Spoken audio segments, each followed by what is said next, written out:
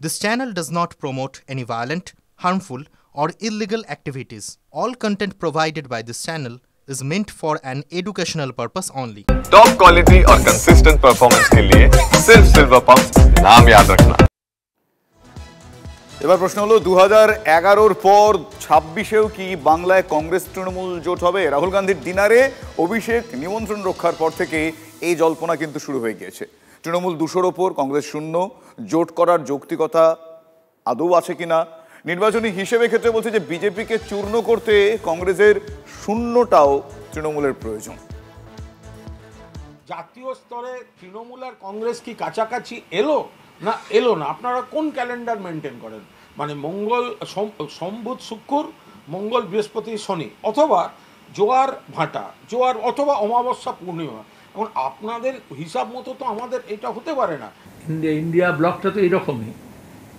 প্রথমত ওটা কোনো জোট নয়, ওটা কোনো ইলেকটোরাল অ্যালায়েন্স নয়, ওটা ইন্ডিয়ার জন্য যারা আছে তাদের সবাইকে আহ্বান জানানো হয়। আর দুই হচ্ছে সর্বভারতীয় ক্ষেত্রে, সংসদীয় রাজনীতির ক্ষেত্রে বিজেপি বিরোধী সবাইকে এক মঞ্চে নিয়ে আসার চেষ্টা হচ্ছে। রাজনীতিতে তো সম্পর্কের জোয়ার ভাটা খেলেই। রাহুল গান্ধীর নৈশভোজে অভিষেক বন্দ্যোপাধ্যায় যোগ দেওয়ার পরই জল্পনা দানা বেঁধেছে। সেই নৈশভোজে তৃণমূলের সাধারণ সম্পাদককে বাড়তি গুরুত্ব দিয়েছেন দেশের বিরোধী দলনেতা। মেহবুবা, তেজস্বী, আদিত্য ঠাকরে, কানিমোজি, সুপ্রিয়া সুলের সঙ্গে এক টেবিলে বসে খাচ্ছিলেন অভিষেক বন্দ্যোপাধ্যায় ও ডেরেক ওব্রায়েন। চেয়ার টেনে অভিষেক বন্দ্যোপাধ্যায় এবং তেজস্বীর পাশে বসে পড়েন রাহুল গান্ধী। এসআইআর প্রক্রিয়ায় বুথ লেভেল এজেন্টদের উদাহরণ দিয়ে ভোট মেশিনারির গুরুত্ব বোঝান অভিষেক। রাহুল এবং তেজস্বী যাদবকে পিএলও এবং প্রিসাইডিং অফিসারদের ভূমিকা বোঝান অভিষেকই। 50 মিনিটের ডিনারে বাংলা এবং বিহার নিয়ে আলোচনা হয় রাহুল, অভিষেক এবং তেজস্বীর। নৈশভোজের পর অন্য আমন্ত্রিতরা বেরিয়ে গেলে রুদ্ধদ্বার বৈঠকে বসেন 14 জন নেতা। 1 সেপ্টেম্বর পাটনায় বিরোধী জোটের র্যালিতে মমতা এবং অভিষেককে আমন্ত্রণ জানান রাহুল এবং তেজস্বী। সেপ্টেম্বরের পর এসআইআর আন্দোলনকে প্রত্যেকটা রাজ্যে ছড়িয়ে দেওয়ার প্রসঙ্গ তোলেন অভিষেকই।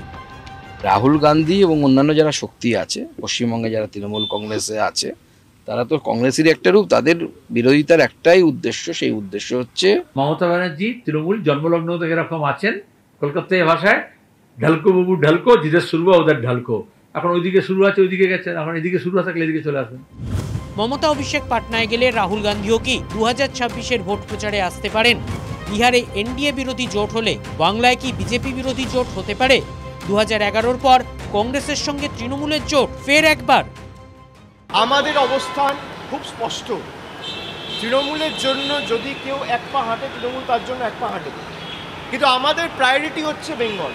না সে যে রাজনৈতিক দল হোক। অনেক আগেই অভিষেক বন্দ্যোপাধ্যায় যেটা বুঝতে পারছেন যে একা কমব্যাট করতে পারবেন না।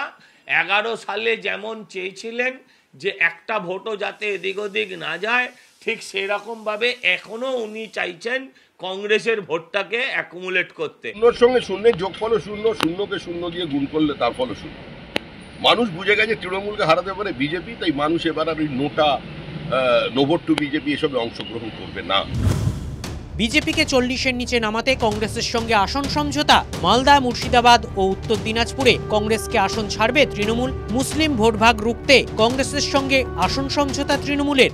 সুতরাং বাংলার মানুষ, আপনাদেরকে বলবো, আপনারা যদি এই সিপিএম আর কংগ্রেসকে ভোট দেন তাহলে বুঝবেন আপনার ভোটটা তৃণমূলেই যাচ্ছে। কংগ্রেস ও তৃণমূলের সমঝোতা হলে কি হবে অধীর চৌধুরীর অবস্থান? মমতা ব্যানার্জির দয়ায় অধীর চৌধুরী কোনদিন জিততে চায়নি, জিততে চাইছে না, জিততে চাইবেও না। কারণ একটাই, মমতা ব্যানার্জি বাংলার দুশ্মন। আজ না হয় কাল বাংলা মানুষ আমার এই কথাটাকে সমর্থন করবে। সারা বাংলার, সারা বাঙালির দুশ্মনের নাম মমতা ব্যানার্জি। বাংলায় কংগ্রেস তৃণমূল জোট হবে কি নির্ভর করছে বিহারের নির্বাচনী ফলাফলের ওপর। এখন যা ইন্ডিয়া ঐক্য, তারও সূত্রপাত হয়েছিল বিহারেই, নীতিশ কুমারকে মধ্যমণি করে। তারপর জোট ভেঙে বিজেপি শিবিরে নাম লেখান নীতিশ কুমার। অর্থাৎ রাজনীতিতে কিছুই অসম্ভব নয়। বিধানসভা ভোটের আগে পুজোয় ফিরছে বঙ্গ বিজেপি। 2022 সালের পর এবছর আবারও দুর্গাপুজো হচ্ছে ইজেডসিসিতে। গতকাল বঙ্গ বিজেপির দুর্গাপুজোর খুঁটি পুজো হলো। ছিলেন বিজেপির রাজ্য সভাপতি শ্রমিক ভট্টাচার্য, বিজেপি নেতা রুদ্রনীল ঘোষ, ছিলেন রূপা গঙ্গোপাধ্যায়।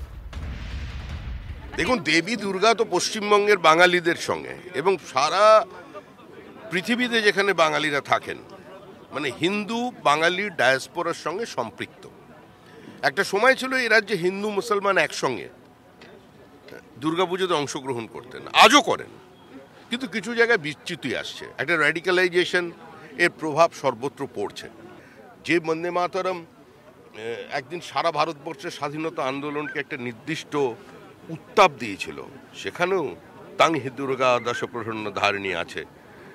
সেটা একবার আমাদের যেখানে শক্তি আছে, সব জায়গায় তো আমাদের শক্তি নেই, হয়তো সামনের বছর হবে।